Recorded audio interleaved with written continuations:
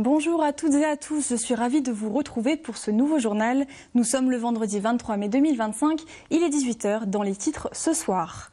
Comment créer un environnement de travail sain et attractif? C'est la grande question qui a animé le premier forum du bien-être au travail à Archamps.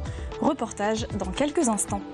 Et puis c'est la star du moment, la pivoine se retrouve sur tous les présentoirs des fleuristes et est très demandée à l'approche de la fête des mères, nous le verrons. Mais avant cela, on prend la direction de Chamonix. Plus 20% de fréquentation et une hausse du chiffre d'affaires de 50% par rapport à l'an dernier. Ce sont les nouveaux chiffres du train du Montanvert après sa reprise il y a 6 mois par le département de la Haute-Savoie. D'importants investissements sont à venir, dont la commande de 6 nouveaux trains, comme l'explique le président de la régie départementale, Martial Sadier. Écoutez. On travaille à la commande des trains, 60 millions d'euros. Je rappelle que c'est des trains crémaillère, spécifiques, uniques au monde. Il n'y en a pas 50, donc ça coûte très très cher. Et puis ensuite, on a des travaux de sécurité, puisqu'on a trouvé quand même un outil dans un sale état. Donc on a des travaux de sécurité pour environ 400 000 euros qui sont déjà engagés pour la sécurité des personnels. Et puis on aura dans le gros morceau la passerelle Eiffel qui rejoint le centre-ville de Chamonix, qui est foutue, et qui va être remplacée. Le concours de maîtrise d'œuvre est lancé, et puis enfin la sous-station électrique qui est d'origine, elle a un siècle, qui est cuite, complète, et qu'il faudra refaire, d'autant plus que les nouveaux trains rechargeront l'électricité à la descente comme ceux de Saint-Gervais, et donc ça va nécessiter un investissement d'environ 5 millions d'euros dans la sous-station électrique, et on fera notamment un essai avec les trains de Saint-Gervais. On va faire rouler un train de Saint-Gervais sur les rails de Chamonix pour s'assurer que le modèle des trains de Saint-Gervais est bien compatible, notamment avec les tunnels du train du Montanvert. Près de la moitié des entreprises locales déclarent avoir des difficultés à l'heure de recruter, principalement dans les secteurs de l'industrie, des services et du numérique. Alors face à ce constat, un tout nouveau salon s'est tenu ce jeudi à la frontière suisse.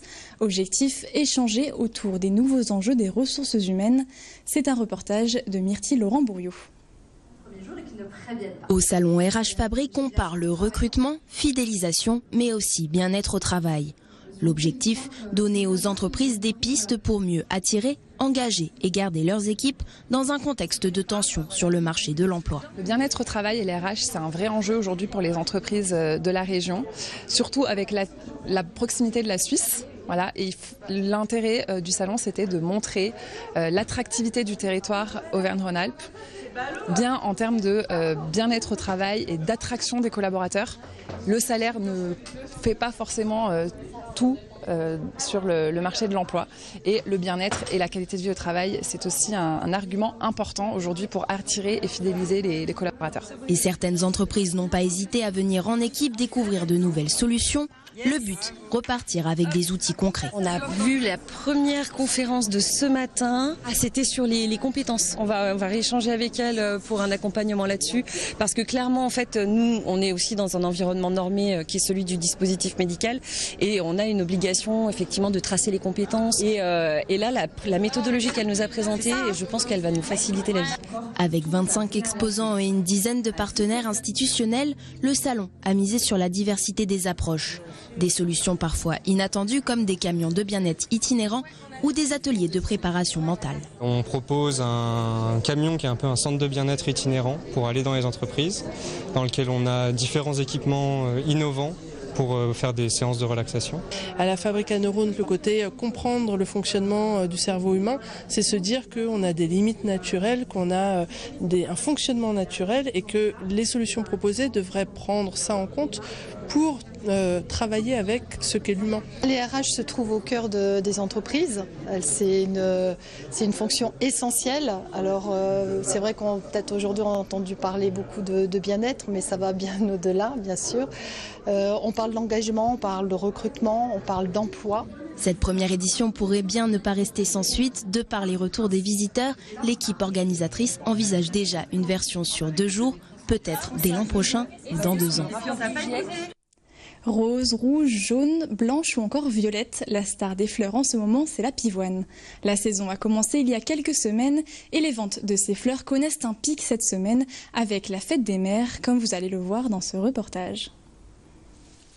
Matin et soir, depuis début mai, les pivoines sont cueillies ici, avec la plus grande attention. Une fleur se récolte quand elle commence à se ramollir. Si on récolte un bouton trop fermé, trop dur, la fleur ne s'ouvrira pas. Et il faut du coup attendre que le bouton se ramollisse, qu'il gonfle un peu et qu'il se ramollisse. Nous, ce qu'on aime bien, c'est quand la fleur s'ouvre chez les gens. C'est sympa de voir la fleur s'ouvrir et on est sûr qu'elle est fraîche, quoi. Ouais. Fleur typique du printemps, elle se décline sous une demi-douzaine de variétés dans ce GAEC. Une fois récoltées, les pivoines sont triées en bouquets avant de les stocker dans la chambre froide pour les garder à un stade idéal. Ça, c'est la récolte d'hier, celle-ci d'avant-hier et celle-ci encore le jour d'avant. Ces fleurs se retrouvent ensuite à quelques kilomètres de là, bien en vue sur les présentoirs. Alors en pivoine, on va avoir donc celles-ci qui viennent du sud de la France. On a plutôt celles-là qui viennent du GAEC, donc qui est juste à côté à Sevrier, qui sont produits en local. Et en prévision de ce week-end de chargé, la fleuriste en a commandé entre 400 et 500. Là, cette semaine, ça va être particulièrement des grosses commandes parce que justement, il y a la fête des mères à la fin de la semaine. Les pivoines, c'est vraiment la saison est assez courte. Donc c'est vraiment la star en ce moment de la saison et les gens viennent pour des pivoines. Star incontestée de la fête des mères, la pivoine se retrouve dans les 3/4 des bouquets vendus ici pour l'occasion. Et puis si vous ne savez pas quoi faire ce week-end, sachez que Ludilac revient pour la 24e édition. Organisé par la MJC des Romains à Annecy, ce festival propose une multitude de jeux de société pour petits et grands, le tout dans une ambiance conviviale. Clarisse Menant vous emmène à la découverte de l'événement.